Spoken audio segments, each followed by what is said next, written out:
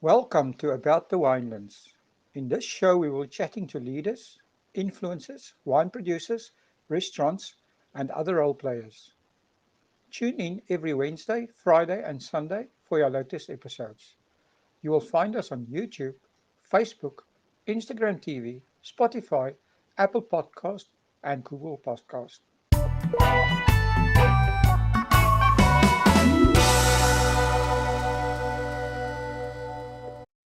Good day, everyone, and welcome back to About the Winelands. Today I'm speaking to Liam Tomlin. He's the owner and founder of Chef's Warehouse. How are you, Liam? Welcome to About the Winelands. Thanks, Will. Nice to talk to you. Yeah, I mean, it's challenging times we are in, and Mm. especially with you being in the restaurant business. So Yeah, I can believe it it. is. It must be hard. It is. It's quite difficult, but we're doing. I mean, we're taking it day by day. There's nothing really else we can do. We're doing our best to hold on to all our staff. Yeah, it's a challenge. It really is. Liam, how did you tell us a bit to our listeners who would be interested here? How did you get involved in the restaurant and the food industry? Wow. I started a apprenticeship when I was 14 years of age in Dublin. So I left school very early. I started actually washing pots in a hotel in Dublin, and then it just grew out of there. The chef offered me a position, and I worked as a young chef in Dublin for a few years, and then I went to London and Switzerland, and sort of when I got to Switzerland, the penny sort of dropped for me that I really wanted to be a chef. Before that, I was just doing it as a job to make money. But then when I went to Switzerland, I just, totally fell in love with the career. But That's amazing. hindsight's a great thing. Looking at it now, owning 6 restaurants, probably not the best business to be in. But anyway, no, it's been a brilliant industry to be in. I've had an amazing career so far, and I'm sure we'll continue to have an amazing career once we get back on track after this virus. I think I think times will be difficult, but human behavior does not change that quickly. I mean, we've gone through 2 world wars and a lot of other stuff. So let's hope that things you know will go on its merry way very soon. Um, No, absolutely. Yeah, absolutely. can you share a bit of history about the Chef's Warehouse brand? I mean, I saw that I saw that after Switzerland, did you go to Australia, if I'm right, and you also won some awards there. Yeah, I had a restaurant. I moved to Australia. I lived there for 15 years. So I lived in Melbourne for 2 years and then moved to Sydney and lived there for 13 years. Wow. And we had several restaurants there, but we had one called Bank, which was, that was the one that sort of put us on the map. We won a lot of awards in Australia for that, which was fantastic. It was an amazing restaurant. And we had it for 6-7 years. Wow. It was very cool. It was a great restaurant. Why did you make you move to South Africa? Originally, I went to Australia for a year and ended up staying for 15. And that business in Australia, I was in a partnership that went a bit pear-shaped. So I decided I didn't want to stay. I never really originally wanted to go to Australia. So I agreed with my wife to go for a year. And like I said, we stayed for 15. And I decided it was time for a change. And we'd been to South Africa once before and absolutely loved it. And I wanted a lifestyle very similar to what we had in Australia as far as climate and lifestyle and whatever. And we came to Cape Town, and best move ever. Love it here. Amazing. You sound like that. You sound like a typical South African immigrating to Australia. The lifestyle and the sunshine. Yeah, you know what they say, the grass is always greener on the other side. But when you get there, you still have to cut the grass. It grows. And, quite honestly, Australia is a wonderful place, but I love it here in South Africa. I really do. Yeah, what a fantastic country we have. Yeah. Can you share a bit of the history of how you started Chef's Warehouse and the brand and, Chef's Warehouse was originally, it was a cookery school and a retail store for cookbooks and kitchen equipment. And then where the original, where Chef's Warehouse now, the original one on Bree Street, that venue came available, and I always loved that space. And we decided to move venues, and it wasn't in the planning. It wasn't to open a restaurant. It was still going to be a cookery school. We were going to expand the deli side of the business and the product range and everything. And then I don't know, we had a few seats, and we decided we'd do like a light lunch, and we opened the first day. Second day, I think we were full, and it just never, the cookery school sort of never happened, and it ended up turning into what it is today. So sort of, it was just purely by moving location. I mean, the location for me, I love that space in the original Bree Street space. And it just grew out of that. And then it became extremely, extremely popular.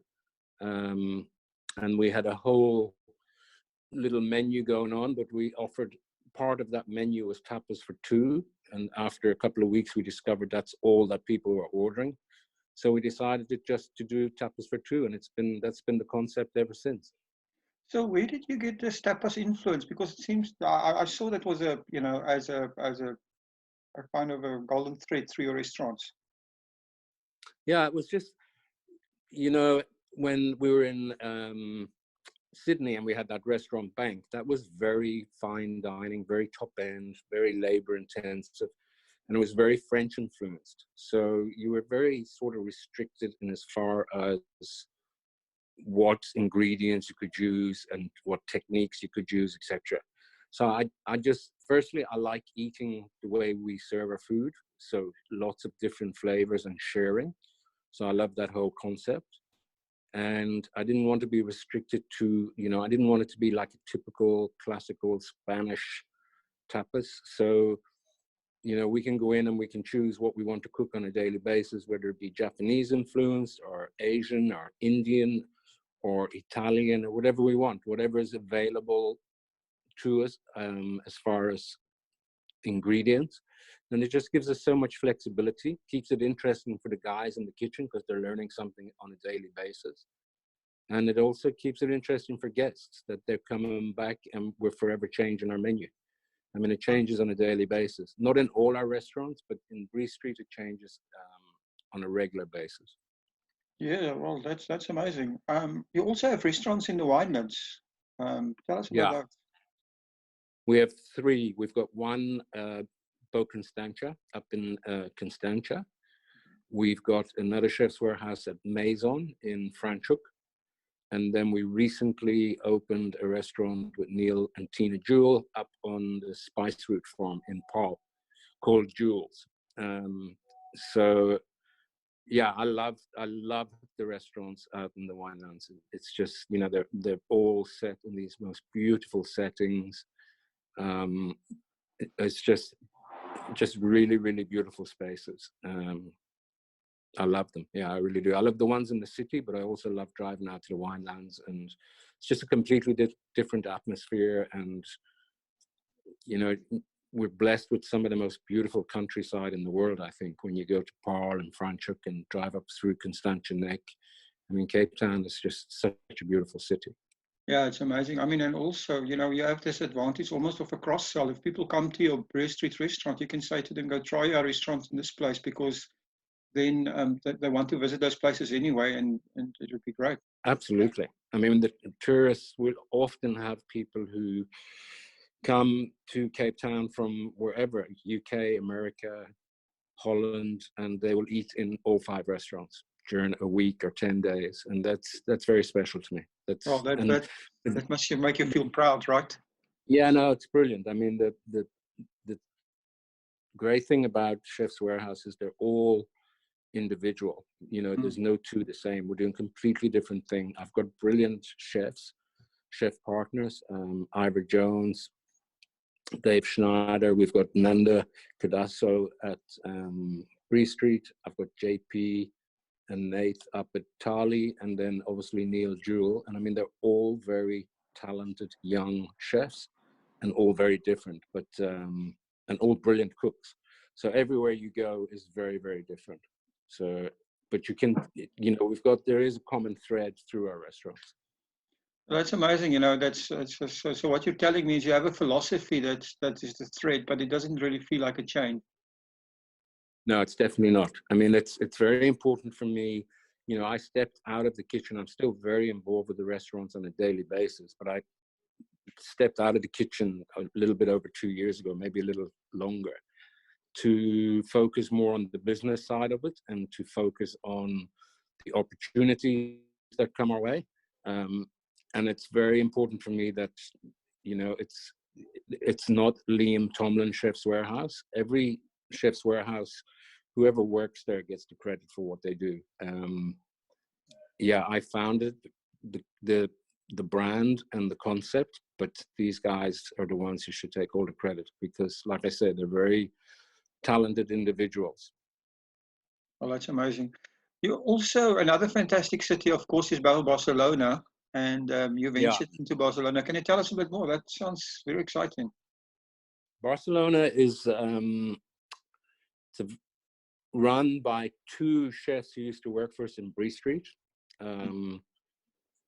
And one of them, Angelo Scirocco, worked with us for about, I think he was with us for close on 2 years. And he went over to Barcelona to do some work for me with our business partner. And my landlord in Bree Street has hotels just outside Barcelona. And Angelo went over there to do a little bit of work for her to help. And he fell in love with a young Spanish girl, and he phoned me up and he said he didn't want to come back and he wanted to open a restaurant. And that's how it came about. So I said to him, okay, go find a space.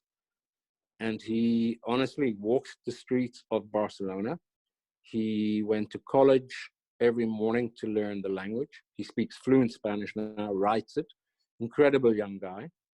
And he phoned me one day, he says, I found the space, and himself, myself, and my landlord from Bree Street are equal partners in that restaurant. And it's hugely, hugely successful, obviously, until we got undone with this virus. But he'll be back in a couple of weeks, hopefully. And he's a seriously talented guy. Well, amazing story, right? A love story that ends in a restaurant is something that has to be told until you're old, I think. Yeah, no, absolutely. I mean, it's a true story. He fell in love with this young girl, and she's lovely. I've met her. I've been over there. And he said he's staying. So, and he's happy, and he has a European passport, so there was no issues regarding visas or if he could stay or not. So he's very, very happy. So I see you also have a pantry and a bookshop. So tell us a little bit more about that. I saw somewhere that you wanted to build the biggest cookery bookshop in South Africa or in Africa. Yeah, that was our plan. I mean, I think we've probably got one of the biggest selections of cookbooks on offer. It's located at Bree Street, and it's part of the retail section of what we do. So we do in both Maison, Bree Street, and in Jules up on the Spice Route, we do retail in the restaurants also. So we sell all food-related things and especially cookbooks.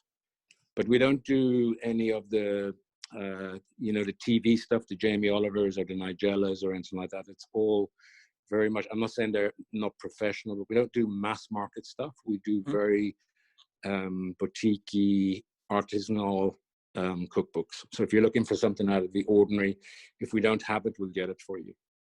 Interesting. So you've also written your own books. Can you tell us a bit more about those? I've written 5 books, I think, and I'm in the process now of doing the 6th one. So I've been trying to do it while we've been in closed down during this, but I just can't focus. It's too hard to concentrate on anything at the moment. But I'm doing a book at the moment, which is going to be published by Penguin later this year. And it's basically a book about our 5 restaurants here. And it's a chapter on each of the chefs and their food and their philosophy and all about our, how we operate as a business, each individual chef's philosophy, all about our suppliers, our ingredients, sustainability. So it's a photographic journey through a day in the life of the kitchen, but we've got an amazing young photographer, a lady called Claire Gunn, who is used to be a chef herself. So she completely understands the runnings of a kitchen, completely gets food. So it's an absolute pleasure. And it's not your typical book where we stylize everything. Claire just goes in and shoots from 7 in the morning to 11 at night. And she shoots everything as it is, as it's going out to the restaurant, as it's served to the guest, whatever. There's no frilling it up. It's really in your face kitchen stuff, but it's brilliant. It's really, I think it's going to be the best book we've ever done. And Sounds then we've got a awesome. book. Yeah, it's very exciting. Then we've got another book that's being republished. It's on its second print run now, and it should be, I think it's released in June again, through Penguin. And it's called Tapas, and it's based on Brie Street. So we published that about 4 or 5 years ago. So we've redone it. We've put some new dishes in, took some of the old one out, put some new shots in it, etc. So we've sort of refreshed it, republished it. So that should be out hopefully in June. Okay, If awesome. the bookstores are open, then we'll be out. Yeah, that's a different story, right? We'll come to that a bit later. What is Otherwise, I'll the? be selling it at the traffic lights. I'm sure you'll get some buyers. What is the Ginger and Lime's cooking school? Ginger and Lime is a very dear friend of mine, Denise Levy, and she set up a cookery school, probably 3 or 4 years ago, and she started it in her home in Fresnay, and I used to do quite a few classes with her. But it's a beautiful space where you can either come and see a chef like myself do cooking demonstrations, or there's lots of other people who come and do demos, or you can hire it out and do hands-on cooking with Denise and her team, or you can hire it as a space just for, if you want to do a work event or a team building event or anything like that. And now she's opened a second one called Kitchen Collective, and that's in the Bookshop. So it's a much bigger space. But it's basically, she's not a chef by profession. She's just got a real passion for food, and she just always had a dream of opening up her own cookery school. And she did it a couple of years ago. It's hugely successful. And she's just published her own book, her own cookbook as well, with her favorite recipes from her travels and from her cookery schools. Oh, that's amazing. Yeah, no, she's a very special woman. Your cooking philosophy, where did that come from, and what is your cooking philosophy? Quite honestly, you'll get a lot of chefs who say they were cooked with their grandmother or whatever. I none of that. I mean, I was brought up in Ireland. It was very basic food. It was, you knew what you were eating on Monday, Tuesday, Wednesday, Thursday. It was sort of a very small repertoire. I'm not knocking it, but my mum was a great cook and a great baker, and she cooked for us every single day. We had wonderful food, but it never fascinated me at that age. And like I said, I got into kitchens purely because I wanted to get out of school. I wanted a job. I wanted a bit of pocket money, and it grew on me over the years. But I don't know. I'm probably very old school when I look at the young guys who work with us now. I am quite old school. And I like to keep things pretty simple. My whole philosophy is less is more. I'll look at a dish and I'll look at what I can take off it rather than what I need to add to it. Yeah. I find our winemakers say the same thing, right? It's all about, the ingredients and letting nature do its work. And, I think with cooking, it's probably the same thing, like you just wanted to say, the ingredients are so important. Yeah, absolutely. I mean, we've got such amazing ingredients here. The produce here is as good as anything in the world. anywhere else in the world. We've got amazing little boutique growers and suppliers. You know, we up at the restaurants, we're so lucky we can even forage some beautiful mushrooms and herbs. We're very lucky we've got space where we can grow our own vegetables. We've got beautiful vegetable gardens of our own. So it's very much, we're very seasonal driven. So you know, you won't see Israeli strawberries on our menu. You'll see strawberries when they're grown in South Africa in season. Same with our asparagus. You won't see asparagus from Thailand or wherever. So all our chefs, I think, are very seasonal driven. But for me, yeah, less is more. And it really is. I just hate overcomplicated food. I don't see the point in it. I really don't. Yeah. So, And I don't want to eat that type of food. I agree with to you be quite totally. honest. Just a quick interruption, but I do need to remind you that we are currently in a very difficult time. The South African government has set up a fund where businesses and individuals can donate to support their country through this crisis. Go to the website now and add your small donation: www.solidarityfund.co.za. Please join us all in the fight against COVID-19. That is at www.solidarityfund.co.za. Now, let's get on with the show. What are the most important traits that a chef should have, do you think? Wow. You know, it's changed a hell of a lot since I trained in, like, if I look at when I worked in Dublin, London, and I worked in Amsterdam, I worked in Italy, I worked in Switzerland.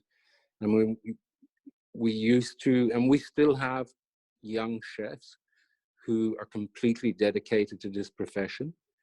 But we used to work 16, 18 hours a day. I used to work for the Roux brothers. I always remember Michel Roux telling me that you couldn't cook good food in 8 hours. And basically that was his way of telling me, you're going to work 16 hours a day, but I'm only going to pay you for 8. But we did that. We did it because, you know, those other 8 hours, even though you didn't get paid for it, it was an education like you get nowhere else. And now with labor laws, especially, I still follow what goes on in Australia a lot because obviously I lived there for 15 years. I've got lots of friends there still.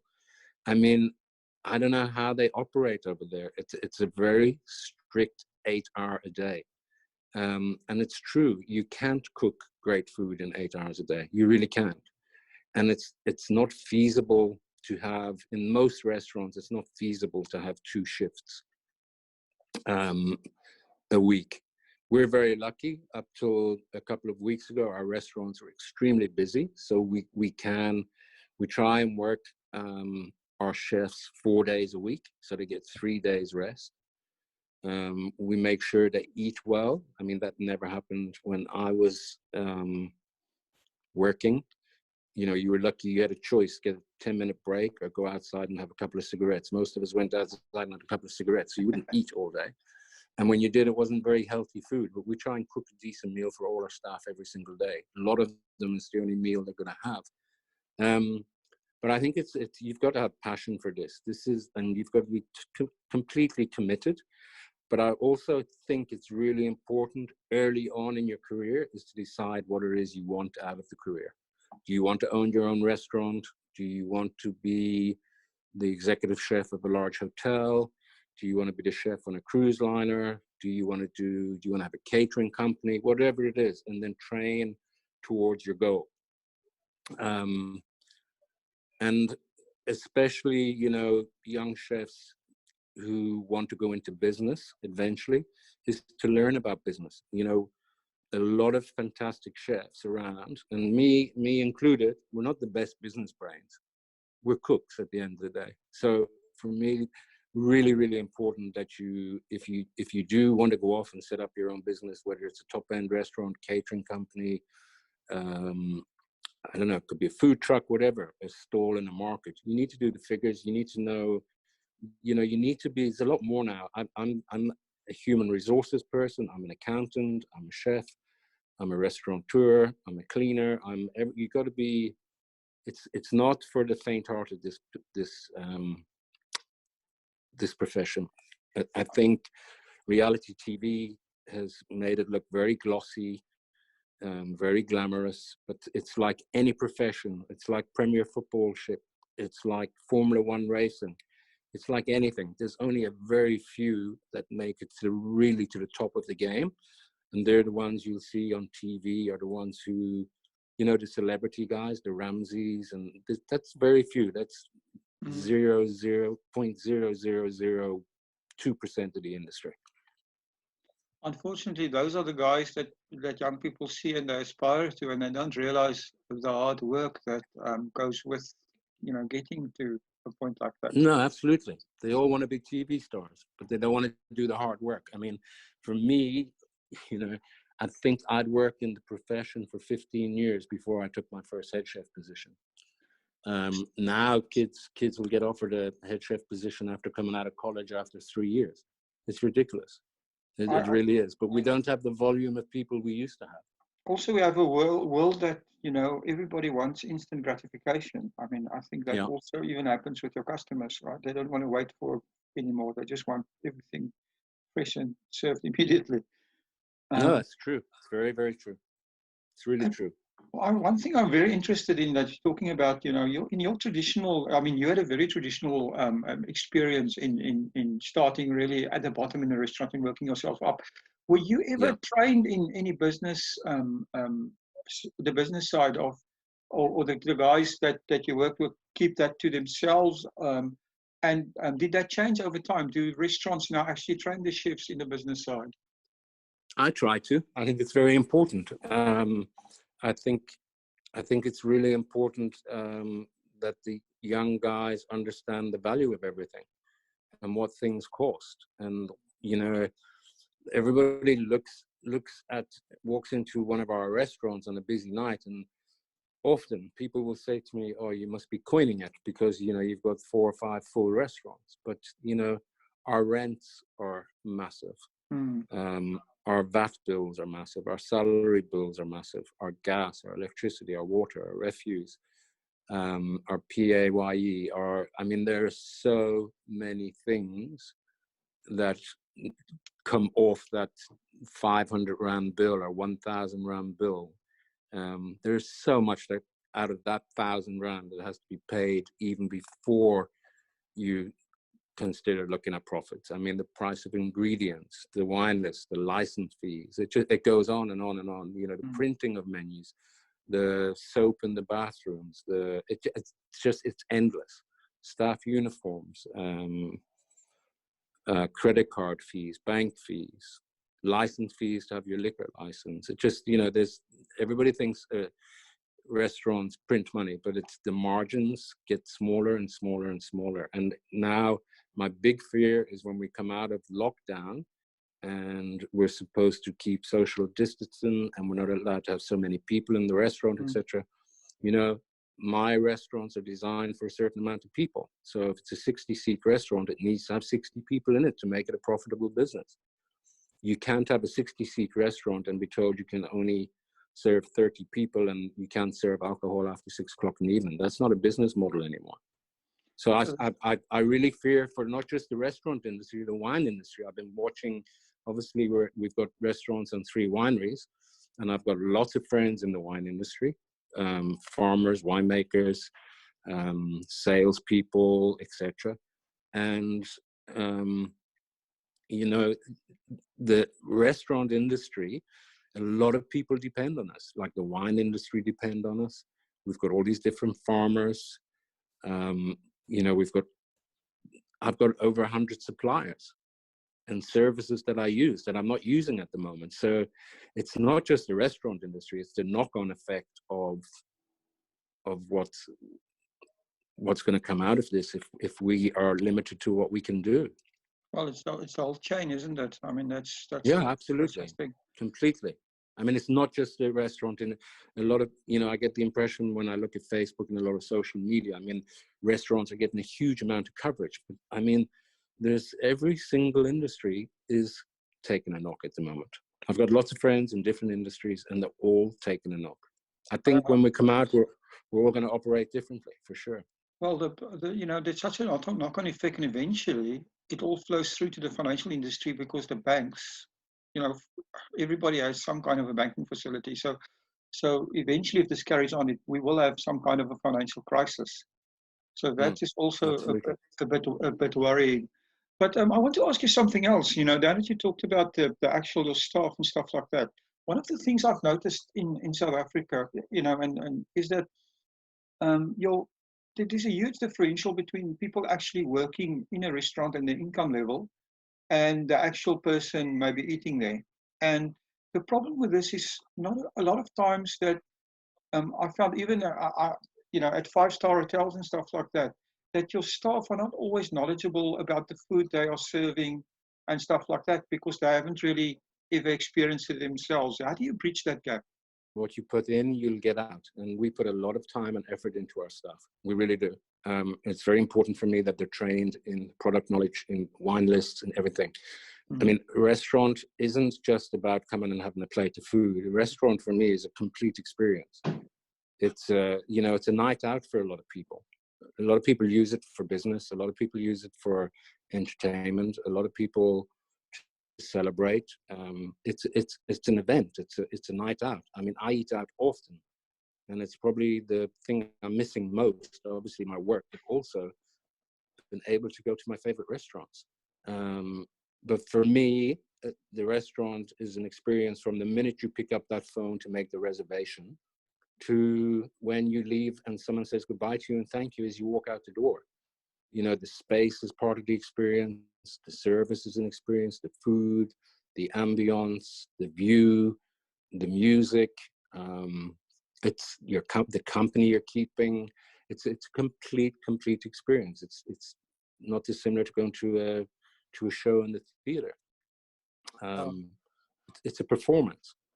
it's true, and Um, you know, that's what you remember. and You remember your experience. we train our staff to do, you know, to go on stage twice a day, every day, and perform. And we don't always get it right. That's for sure. You just have to read TripAdvisor, and they'll tell you. That's true. Um, yeah, but we try. We really try hard. And you know, the salaries, yeah, that's not the best paid job. But like I say to the young chefs, you know, yeah, it's not the best paid job, but you're getting some of the best training. And over years, it's like anything: the better you get, the more you'll get. And that's I found, you know, I used to, when I lived in London, basically my money went on my accommodation and my Mm. tube fare, and that was it. A couple of packets of cigarettes a week, and you were done. There was no money left. But you know, now I'm in a better financial position. Well, I was up until 4 or 5 weeks ago. But you know what I'm saying? Mm. As you progress and you get promoted into a higher position, or you move to another country, or whatever it is, but over time, it can be a very rewarding business. I have to ask you about wine. What is your favorite? I'm a very big red wine drinker. In the summer, lots of Pinot, lovely chilled Pinot. And then in the winter, I'm more Cab Sauv, Shiraz, sort of bigger, bolder wines. You obviously love our South African wines here. How do they compare I, for you with the I, rest of the world? I only drink South African wine. I don't see the point in drinking anything else when I'm in South Africa, to be quite honest. And it's like if I'm in Australia, I don't see the point of drinking anything else, or in France. But I mean, our wines are incredible. They really are. There's just, we're so fortunate. We really are so fortunate to have the wine industry that we do have in this country. And they can be super proud of what they produce. So how important is wine in your restaurant experience? Massive. I mean, it's huge for us. It's out of all our alcohol sales, it's probably 95% of our sales. And you know, I get amazing feedback when I speak to guests, especially overseas guests. I mean, they're always amazed at the quality, firstly, of the wine here, and value for money. I mean, they're drinking some of the best wines they'll ever drink because it's affordable. They'd never drink wine like this back in their own country at this level, for this price. So yeah, I just hope the government lifts these bans sooner rather than later. I get why they've done it, but I just don't understand who's going to, if we can't start selling wine and alcohol soon, I don't know how we're going to repay all this debt that all these billions and billions are thrown around the place if nobody's generating any income. Well, that's So, it's such a worry for everyone. I mean, and this coronavirus has forced all of us to rethink our business models. So, no, absolutely. do you have any And changes in mind that you can do, or in your business model? yeah, look, we are trying to I've got an amazing senior team, like I said, with business partners and head chefs and managers, and we speak on a regular basis via Zoom, and we're all, like I say, these are the brains of our business. I can't operate without them. And we chat every day for an hour or two, and we bring our accountant into it, and we bring our labor lawyer into it where needed. And I want to come out of this in a positive way and not a negative way. I'm not going to jump on the bandwagon of slash prices and offer 2 for 1 or whatever to get people back in. That to me doesn't make any financial sense. I'm not going to jeopardize the standard that I've spent years building, and none of my chefs or managers or staff want to do that. When Chef's Warehouse comes back, I want it to be bigger and better, not, remember what it used to be like before the virus. I want it to be as good, if not better. And we've got some exciting stuff that we're going to introduce when we come back, but it's stuff that we didn't have before we went away. So we're trying to turn this into a positive. So we're very busily, for an example, up at Bow Constantia, we are very, very busy redecorating our private dining room, which is a most amazing little spot on the farm in Bow Constantia, overlooking the whole of the valley. So we were in the process of doing it just before lockdown, but when we come back, we're going to have a brand new private dining space, because I think people will be looking for private spaces where they don't have to mingle with other guests. So that to me is a positive. We're going to come back with this beautiful new dining room. In Maison, up in Franschhoek, we are looking at launching accommodation. So there's an amazing opportunity up there for us for accommodation. So we're going to come back, I would like to think, as a beautiful little boutique hotel with a dining room, the Maison restaurant. So I'm trying to add positives to everything and not negatives. I want it to be exciting. I want to have something new when we come back. I want to give guests and our customers another reason to come and visit and see what we've been doing while we've been obviously closed. We're still working very hard in the background to try and come up with new ideas. But I don't believe the way forward is to slash prices, because we're at a certain price for a reason, because that's what we need to charge to cover our costs, to pay our staff, etc.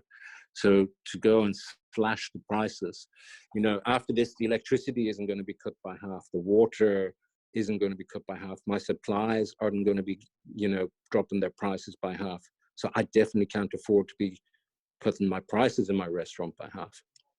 I understand. So, what about other revenue streams? I mean, you guys have a pantry and you also have books. Have you thought about, say, delivering from your pantry, home deliveries, or any digital stuff? We've looked at it, obviously takeout, but again, current situation, it's not financially viable to do takeout. If there's curfew between 8 and 5 in the morning, that means your delivery time is very limited. People aren't allowed to come to your restaurant to pick it up, so it means you've got to pass it on to someone to deliver it. who I think, I've never done delivery, but I think it's around 25-30% of the revenue.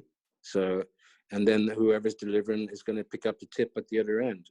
I only think the delivery companies are going to get rich out of that. And you know, my overheads, if I go in and open one of my restaurants and fire the kitchen up, it's going to cost me the same price to do, let's say we do 10 takeouts in one night. It's going to cost me the same price as it would cost me to do 100 paying customers in my restaurant, as far as utilities. So it doesn't, the overheads just doesn't stack up. I don't, and what am I charging? A quarter of what I would charge in my restaurant because it's takeout.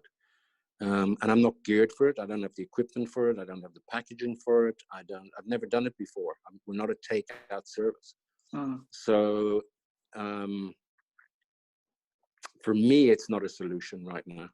Maybe when we reopen, we've got a restaurant called Thali, which is an Indian tapas restaurant order.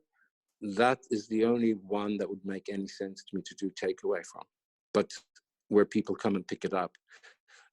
For me to cook all day and pack all day and give it to someone to deliver and give them 25% for getting on a bike and delivering it to a house doesn't make commercial sense. Yeah. So, Liam, what is the most important thing that you've learned from your food journey? Wow. That's a difficult one. I mean, I've had so many amazing experiences, really. I've worked in 20 different countries. I've met probably all my food heroes, if you like. I've been invited to amazing events. I've cooked for amazing people. I've got amazing staff. They're almost family to us. The same when we were in Australia. They were family to us. You know, I think, I really don't know. I've had an amazing journey up to now, and this is part of our journey. This is just going to lead on to something else. You know, we're all going to operate differently. I really don't know. Just, I suppose, go with the flow. We've got to take it day by day. That's good advice. Go with the flow, because you never know what happens. We've just learned how quickly our world can be upended, right? Absolutely. I don't think anybody expected that. We can't overplan. I mean, we really can't, because we can see now we're not totally in control. One thing I have learned is I'll put more money by next season for, you know, I'll keep more money in the business, because I think a lot of people will come undone for not having enough money in their business. I think we're very lucky this happened when it did to us, because we got 80% of season in before this happened. So a lot of restaurants will be financially in a good position.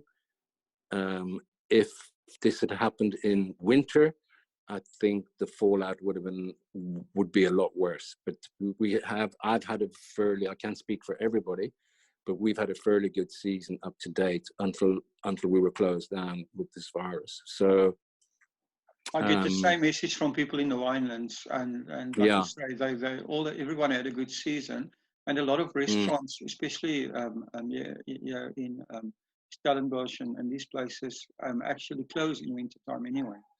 So at least for a month. So I think a bit of a saving grace. A lot of them do. So it is. But I do worry. I worry about the restaurant scene. I really do. There's a lot of young guys out there who've opened, you know, who won't have huge cash flow, etc.